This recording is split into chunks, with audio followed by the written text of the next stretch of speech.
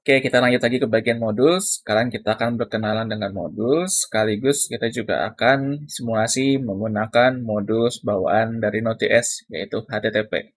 Yang pertama adalah, apa itu modules? Modules adalah library atau include yang dibuat dengan JavaScript. Jadi kalau misalkan teman-teman pernah dengar istilah include, entah itu di bahasa C atau C++ atau C Sharp, nah kalau di JavaScript itu disebutnya modules.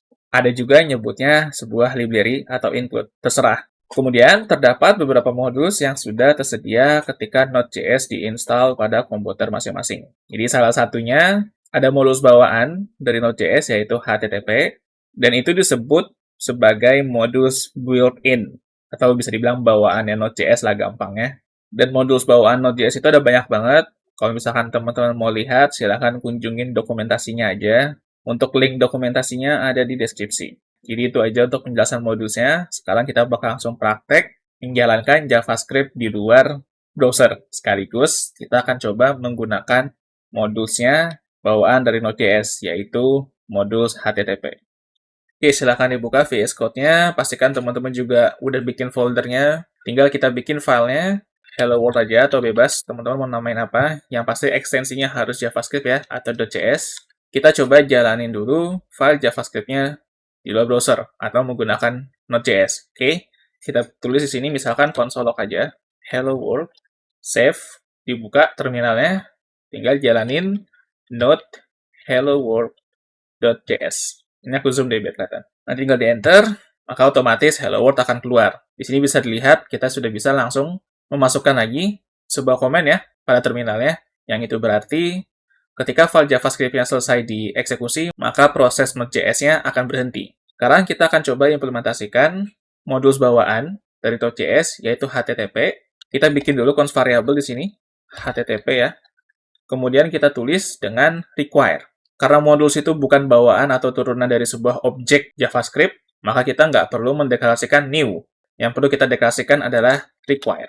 Ya, ini perbedaan cara penulisan antara mendeklarasikan sebuah objek dan sebuah modules. Itu dua hal yang berbeda ya.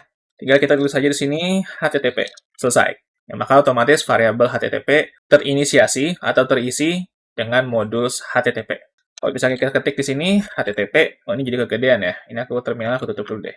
Kemudian kita kasih titik, maka akan keluar daftar fungsi ataupun metode yang ada di dalam HTTP itu sendiri.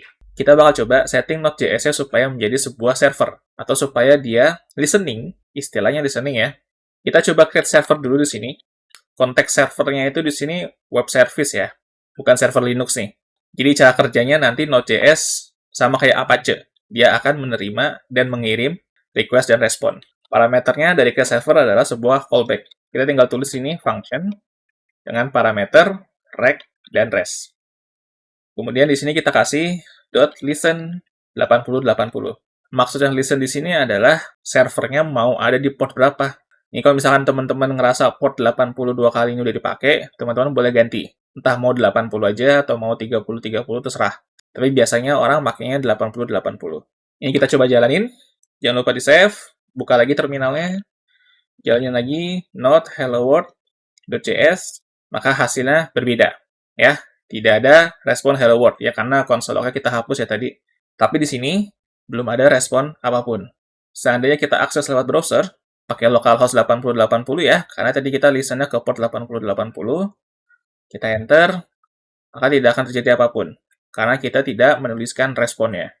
Sekarang balik ke codingan, kita bikin dulu responnya supaya ketika ada yang mengakses servernya, dia bisa memberikan respon.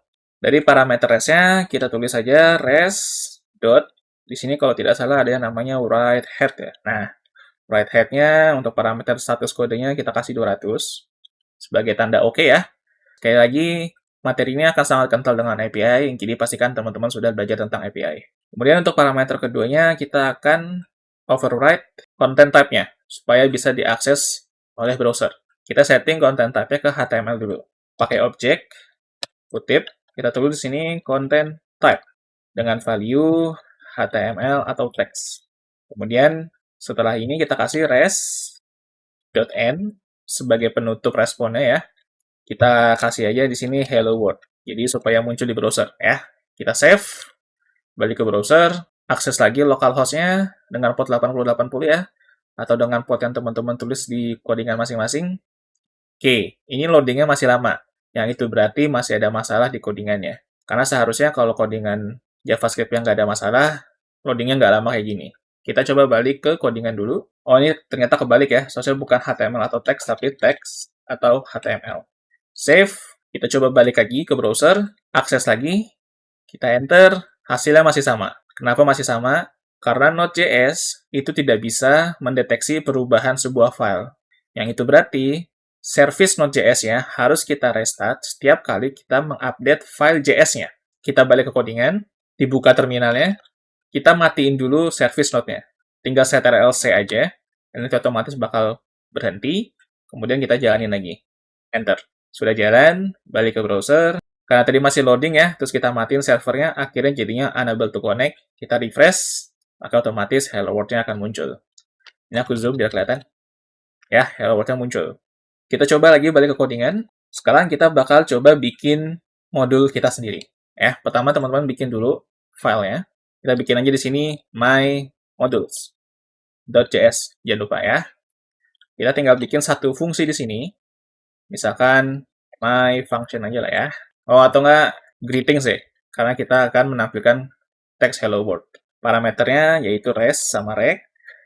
Ya, buka kurung kawal seperti bikin fungsi biasa. Kita tulis di sini res write head sama res end-nya. Ya, kita pindahin. Sama kelihatannya parameternya kebalik deh. Bukan res sama rect ya. Oh ya, rect res ya, bukan res rect. Di sini rect dulu, baru di sini res. Nah, tapi karena ini sifatnya modul, bukan sebuah objek atau kelas JavaScript, maka kita perlu ekspor dulu fungsinya. Ya, ini wajib dilakukan. Kita bikin ekspor di sini, terus buka dengan kurung kerawal, kita masukin greetings-nya. Baru kita save, kemudian modulsnya kita deklarasikan di indeks JavaScript kita, yaitu hello world.js. Sama, caranya tinggal const my mods aja lah ya, require my modules. Nah, tapi karena modules ini bukan bawaan dari Node.js, maka kita perlu tambahin titik slash pada path foldernya. Kenapa demikian?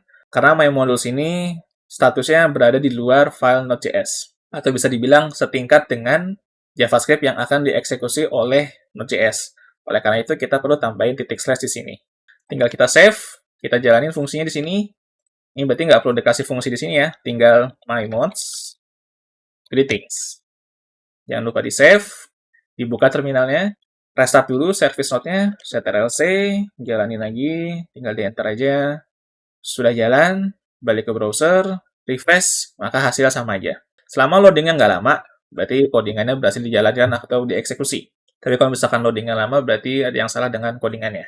Kita balik ke codingan lagi. Jadi kurang lebih cara bermain Node.js seperti ini ya. Meskipun memang agak merepotkan, kita harus restart service node-nya setiap kali ada perubahan di file JavaScript-nya. Tapi memang cara kerja Node.js seperti itu. Dia mengeksekusi file JS-nya pada saat terakhir file JS itu disimpan. Jadi kalau seandainya kita melakukan perubahan di file JS tanpa restart service Node.js-nya, maka dia nggak akan ke-update. Kelihatannya memang merepotkan, tapi nanti di bagian episode selanjutnya, pada NPM, khususnya dengan modul Nodemon, itu akan sangat membantu sekali. Kita nggak perlu matiin, nyalain service Node.js-nya. Dan teman-teman bisa lihat di sini ya, sangat berbeda jauh. Kalau misalkan teman-teman sudah pernah belajar JavaScript bagian front-end-nya, kita nggak mainan elemen sama sekali di sini. Kita pure hanya akan memainkan logika aja, jadi betul-betul back-end-nya aja. Dan di sini agak sedikit berbeda ya, kalau misalkan teman-teman belajar di JavaScript dasar, pasti nggak jauh dari sebuah objek atau kelas gitu ya. Tapi di sini sifatnya adalah modul, jadi nggak selalu kita harus mendeklarasikan new ketika kita akan menggunakan sebuah modus, tapi kita menggunakan require. Mungkin teman-teman belum biasa, tapi lama-kelamaan akan terbiasa. Jadi kurang lebih permainan JavaScript backend itu seperti ini. Nanti teman-teman bakal baru ngerasain betapa enaknya menggunakan Nodemon di video selanjutnya.